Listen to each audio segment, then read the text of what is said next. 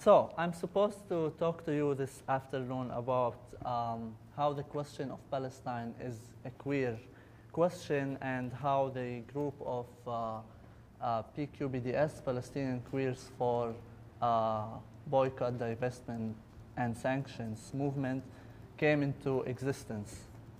And for that, I need to lay the floor for you to follow in a chronicle way what was happening. For the sake of time, also, I will start only at the decade of the 90s, which is a period when there was still no organizing work for LGBT within the Palestinian society. And it's also a decade that marked the end of the underground activist resistance movement, the Palestinian Intifada, and the move into the deadlocked process of peace, which, as we all know, did not end well. All that time, in the 90s, the image of homosexuals in Palestine has been, or also within the Palestinian society in general, has been vilified and linked to collaboration in general. And that was a result of the an Israeli tactic to focus on minority groups within the society that wanted to recruit them as collaborators. And they also sent propaganda, Israeli propaganda, about those groups and about the Palestinian society of being homophobic or barbaric. What I'm trying to get at is that the Palestinian society is a highly politicized society. And it's resisting the occupation all that time because it is living in one reality of living under the Israeli oppression, the Israeli occupation and colonizing project. And you have no choice of hiding from that oppression if you're living in such a society. Or if you are a Palestinian living anywhere in the world, you are always objectified to that one big oppression. Al-Qaws for gender and sexual diversity in the Palestinian society, although was not exactly under that specific name when it was established in 2001, first was established under the Israeli, an apolitical Israeli organization called Jerusalem Open House. Under that umbrella, al-Qaws started to have this space for Arab gays and lesbians, for the LGBT community of the Arabs living in that area, to try to provide some information. And I, as a Palestinian living in Beit Sahur, a city in the West Bank, I got to find out about al-Qaws and their work through a simple internet search. And that search was leading me to this organization where gay people could come and connect with each other and get more basic information. However, it failed to drive me to get in touch with the organizers because it somehow lacked something that I was dealing with on a daily basis. It did not speak so much of me being a Palestinian. I couldn't see any reflection of my problems that were faced by this organization that is only talking in somehow sounding like Western values of freedom for homos. So there was nothing clear about this organization that dealt with me living under an Israeli oppression. And not until later, in late 2007, that al-Qaws separated from Jerusalem Open House and was clear about how its work cannot be apoliticized in a Palestinian society, such a context that you cannot split it from what's happening. It started then to have more groups getting attached to it, because then it could understand and connect to the Palestinian life.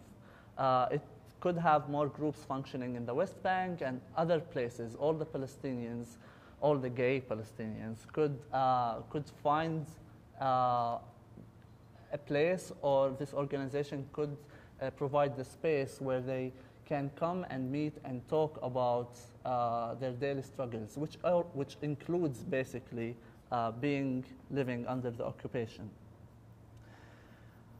And that's when I started to get involved.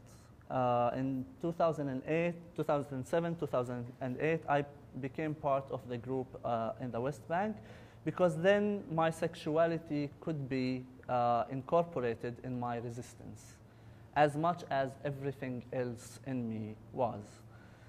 Yet at that time, and specifically in 2005, with the Brand Israel campaign, a multi-million US dollars budget campaign, started to target the Palestinian image of being barbaric, backward, and homophobic in a more aggressive way. It started exceptionalizing Israel as a Western valued, civilized society. Myself, I thought that was a bit weird, because yes, I am definitely a subject or an object of persecuting, but the source of my persecution was at the total other end. That Zionist project of oppression, it infiltrated every aspect of my life. It infiltrated, it dehumanized me. It stopped me from having access to living a free life. And this is what we call pinkwashing. Pinkwashing is this PR technique, public relation technique, that appropriates queer voices and the gay rights struggle. It distracts from colonial project that is happening at the same time. Trying to show this, trying to show the objects of your oppression as evil or non-worthy victims to justify the unjust system of apartheid and occupation being the basis of the Zionist state. And thus, the Palestinian queers said no. I mean, hell no, you cannot keep using me as a weapon and to attack myself and attack my people. And it has to be clear that my definition and my existence is basically framed and focused within this occupation that I'm living under. And this oppression is bluntly aiming at eliminating my existence. The pinkwashing is an attempt to justify Israel's occupation of Palestine. It portrays it as a progressive democratic haven of the LGBT individuals, in direct contrast with the rest of the Middle East and the Palestinian society. It's not about gay rights. When we see Israel promoting Tel Aviv as the city that provides spaces for people, gay people, to be free and happy, and you can be there and safe, it's more about changing the international image of Israel to refute criticism of its policies, of making gay rights the new standard for progressivism and civilization. It vilifies the surrounding Arab and Muslim countries, and it attempts to gain worldwide support from the queer community by promoting gay tourism and using other tools.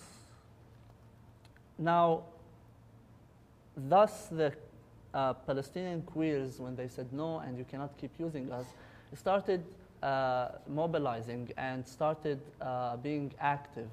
And the group of Palestinian Queers for BDS came into existence. And BDS here was not chosen merely because it's a non-violent or peaceful, civilized way of resistance. It's more about that BDS is one mean that we could use strategically for our purposes at this time to fight this oppression and to fight appropriating our voices. And it could be a basis for queer activists worldwide to come together and be able to build a network of resistance against this oppression. So Palestinians are in solidarity with Palestine activist groups and individuals everywhere could start from that base to organize together. And we have done a lot. We launched a campaign to take the General Assembly of the International Gay and Lesbian Youth Organization, IGLYO, out from Tel Aviv and managed to move it to Amsterdam, go there, speak and explain about what is pinkwashing is really doing. We have queer allies all over the world, and we are here now in Porto Alegre having met for the last couple of days with wonderful queer activists from all over to strategize of how can we move forward. And we will hear later in this panel of other experiences of that work in different parts of the world. So this oppression of the Israeli oppression of the Palestinians is a multi-layered oppression. It doesn't only deal with basic occupying one people and then saying that those are bad and we are good. It also goes into different parts. There is the queer struggle, there is the women's struggle. It all falls into multi-layered. And that's why we always say that the Palestinian cause is a queer cause. The occupation still persists on the ground, and the aggression against the Palestinians increase. I feel more inclined to resist when Israel is bombing Gaza and all the Palestinians with all their diversity. And I feel targeted no matter where I am. All Palestinians do. And Israel attempts to otherize the Palestinians to legitimize its aggression. It's another colonial imperial force that follow neoliberal agenda. On the other side, queer Palestine refuses to play with those rules and stays queer in its struggle to end the colonial project and bring justice all over to all Palestinians. Thank you.